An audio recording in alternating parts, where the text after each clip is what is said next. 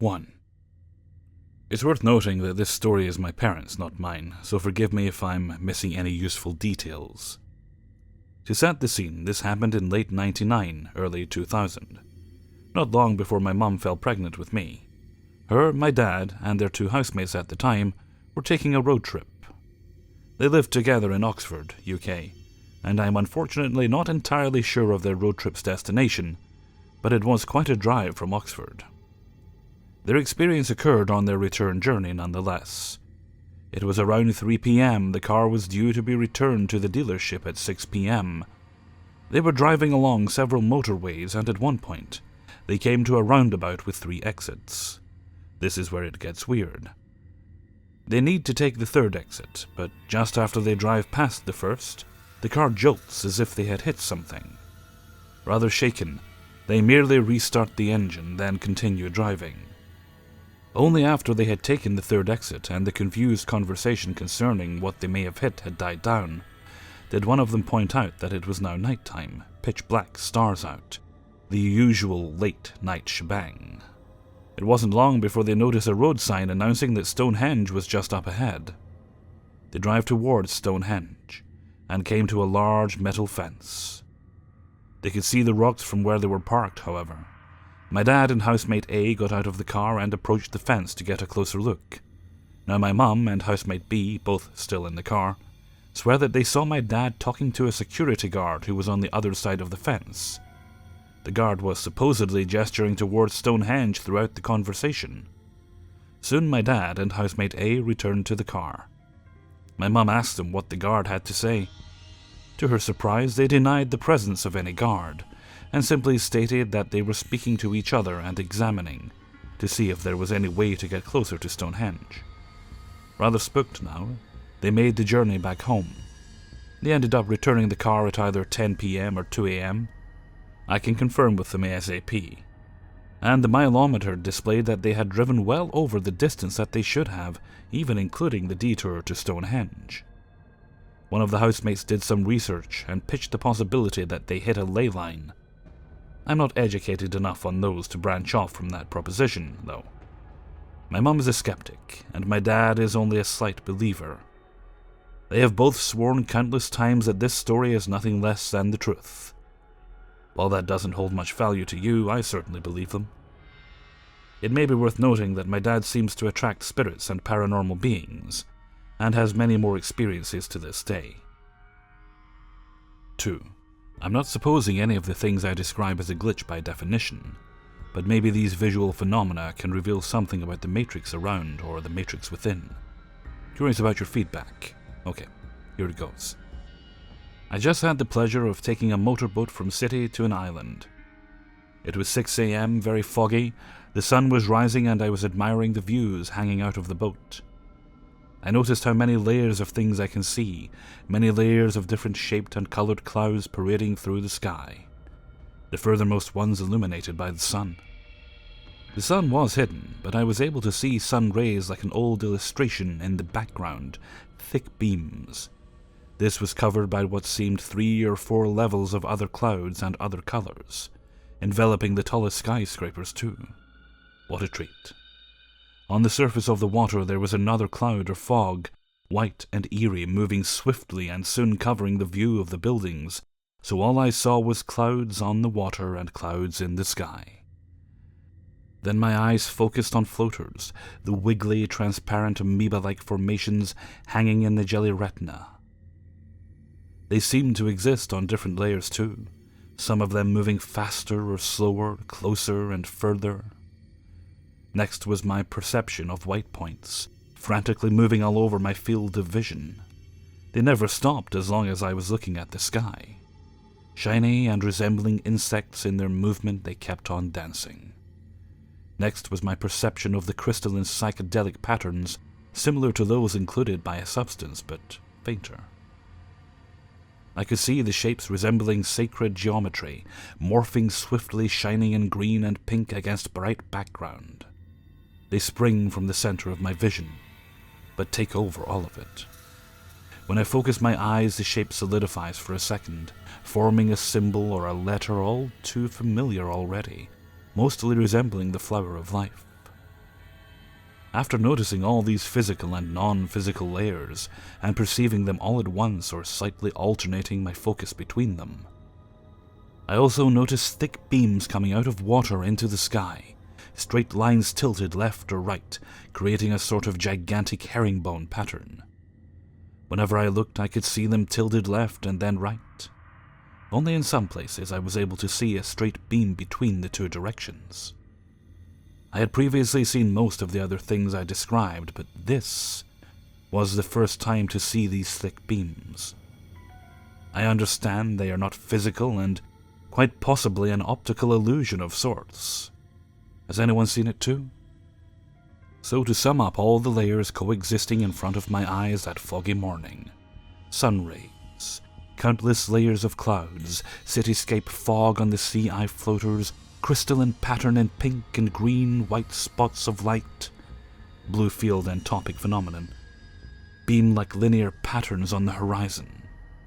What a visual trip I rarely pay attention to. Do you see anything else when you contemplate the sky? Do you think any of these phenomena says anything about the nature of our reality? 3.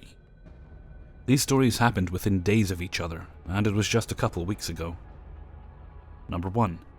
My stepdaughter is 6 and has that annoying little kid habit of chapping the shit out of her lips all the time, so I keep Carmex handy because it tastes terrible and it keeps her from making things worse. I work from home and I usually keep the Carmex on my desk or right next to it on my dresser. Either way, it's less than a foot distance in the two spots. On this particular night, my dresser was a little messy. I had some school papers from her, some books, but nothing too crazy. We were looking for the Carmex to put on after dinner, and it wasn't on the desk. We looked on the dresser and didn't see it. So we both took everything off the dresser to see if it was under papers or fell behind the books, but found nothing. We searched the bathroom and the living room. We searched everywhere. It was so strange. Anyway, fast forward 30 minutes to me going to log into my computer to work for the night. And I look over to see the Carmex sitting on the papers we completely removed from the dresser less than an hour before. When I told my stepdaughter, she thought I was messing with her. It took me 5 minutes to convince her that I wasn't joking. Number 2. Next instance was in my living room / dining room / laundry room. It's an open concept, but that's only because if you put any more walls in the house there'd be no room to walk. I had just gotten home, and while talking to my person, I was using my S Pen on my Note 8. Now in my house, my living room area is blocked off by a baby gate or fence that we have attached to our walls at either end of the house. So, stepping over the baby gate, I hook it with my foot and I fall. As I go down, I drop my phone. Le gasp. When I dropped my phone, my S Pen shot out and disappeared. I always lose it. Always, without fail. It is ridiculous and so annoying. So now I can't find it.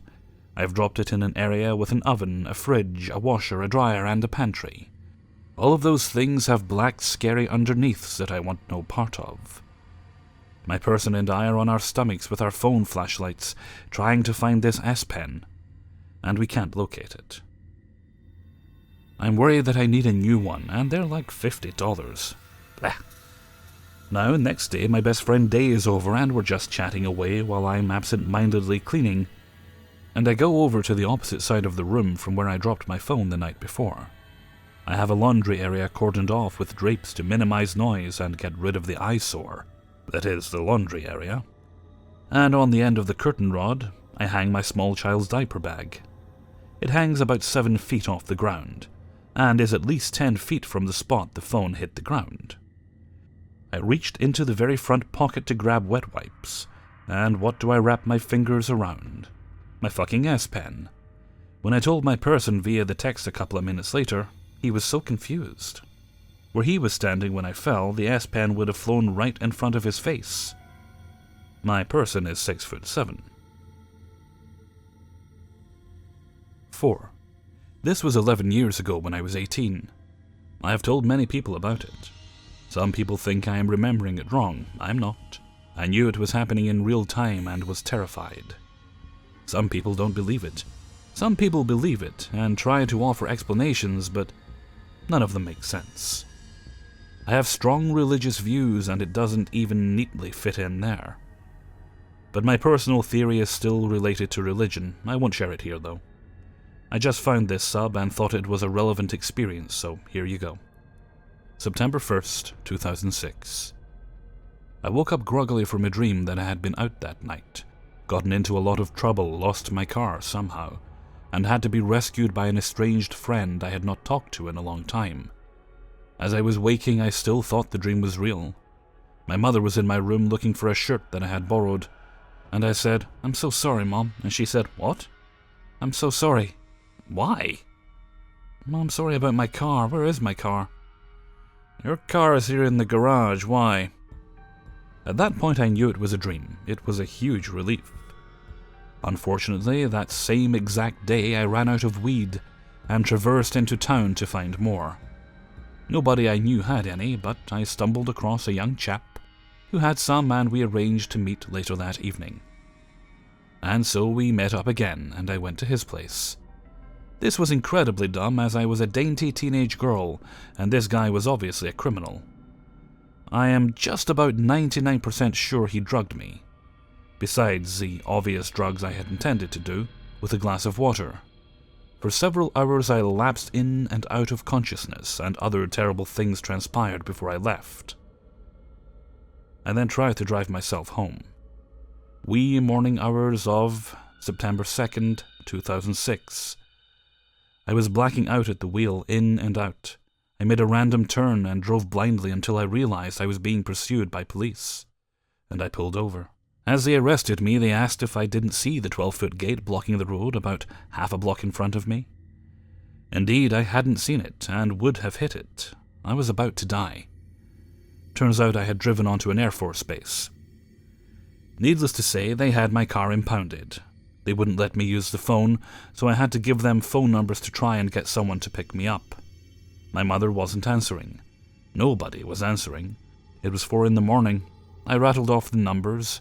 Finally, someone answered. It was the same friend from my dream who I had not seen or talked to in forever. I got home, was in huge trouble with my mom, obviously, and had to ask where my car was. The end. Now, I am not misremembering anything due to the drugging or any other reason. As I was hoping for someone to answer the phone, I broke down in hysterics, realizing that my dream was happening, and that my old friend was going to be the one to answer, even before she answered. And then she answered, and I became even more hysterical. They thought I was hysterical because I had been arrested, but it was because I was having a paranormal experience and it was terrifying. I even told my mom about it, and she remembered what I said that morning, and it blew her mind too. So, anyway, theories, go. 5. To preface this story, I should first say that the night before this happened, I had gone to this frat party at a state school near me. I am not a party person by any means, but I went with my friend and we had a good time. It wasn't one of those parties where people are shoulder to shoulder together. This will be important later on. We were driven back to our town by these 2 guys we met at the party who happened to have went to the same high school as us, and we went to one of their houses afterwards since his family was away. I know, not the best idea to hang out with 2 guys we barely knew, but we did, and then left their house at around 4:30 a.m. I stayed over at my friend's house that night, and the next day I spent with my sister just hanging out. I remember we walked into town and sat in one of the coffee shops together. I was honestly pretty hungover and tired, so we walked back home. We had the house to ourselves that night because my parents and younger brother were at a family friend's house for dinner. I think my sister and I were going to settle down to watch a movie, so I went up to my room to change out of my denim shorts into pajama shorts. It was early September at this point. As I was pulling my shorts down, I hear some change in my pocket. Weird, I thought, considering I never carry around change. And if I do, I keep it in my wallet. I reach deep into my shorts pocket and pull out these 2 gold coins, tokens from some arcade called Barcade.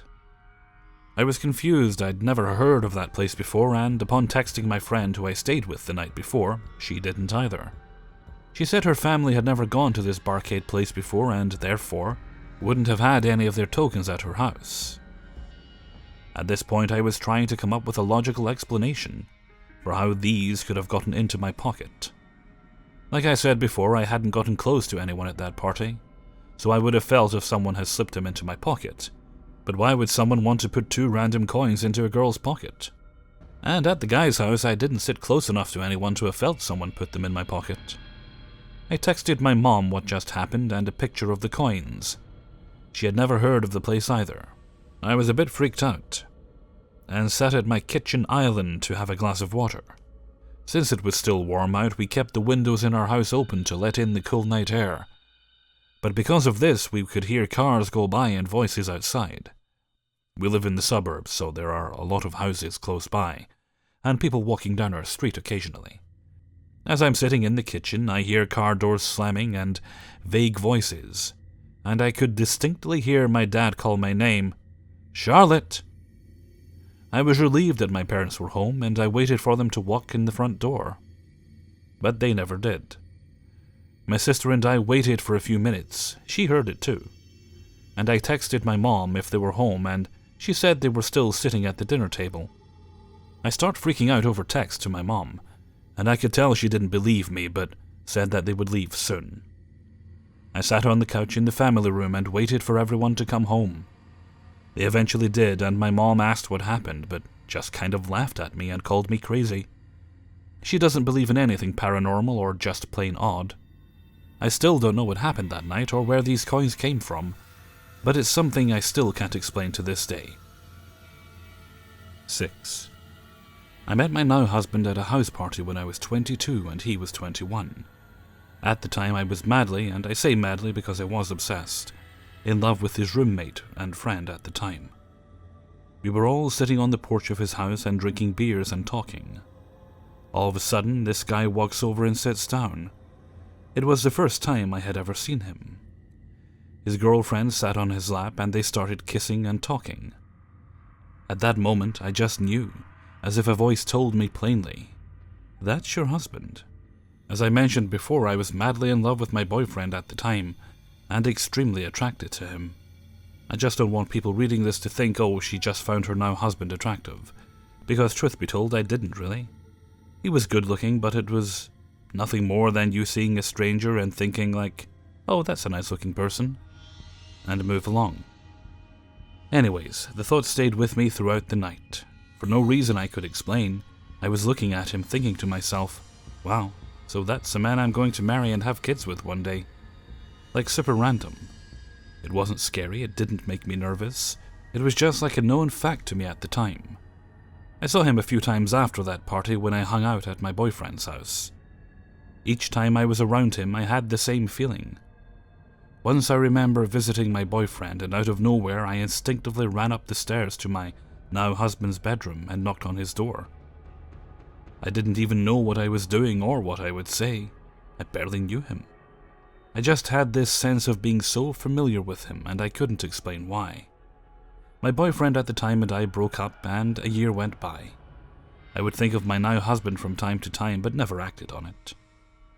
It was as if I knew it was taken care of by forces beyond my control. Out of the blue, one day he sent me a message on Facebook. After messaging back and forth, we went on a date to a carnival I had always gone to when I was a little girl. Later I found out he did as well. The entire date was honestly magical because it felt like I knew him before. Like the way an old friend you haven't seen in a long time makes you feel. During the date we played some carnival games. He won a plastic light-up ring. He got down on one knee and asked me to marry him. I said yes, almost as if I wasn't surprised because I already knew we would be together. We dated for 5 years after that date and are now married. I'm telling this story not to highlight this magical love story, but honestly wondering if anyone has felt like they had extended future knowledge, or like as if they knew someone before. I'm totally a realist and I don't believe in the one or fate or anything like that. This is really the only time I've had an experience like this and wanted to share. Hey everybody, Hellfreezer here, and thank you very much for listening to, well, no, it's not 5 Glitch in the Matrix stories, is it?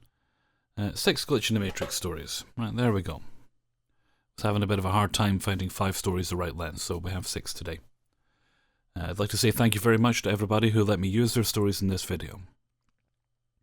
Okay, I'm going to make this the last call for the Q&A. I've got enough questions right now, but if you have any questions you'd like to get in, try and get them in the next couple of days, and I'll include them in the next Q&A. If they arrive after that point, then I'll put them aside for the following one after that, whenever that might be. So just pop them in the comments, or you can send them through Twitter if you like. Okay, and with that, I'm going to head off for now. So until next time, thank you very much for listening, and take very good care of yourselves.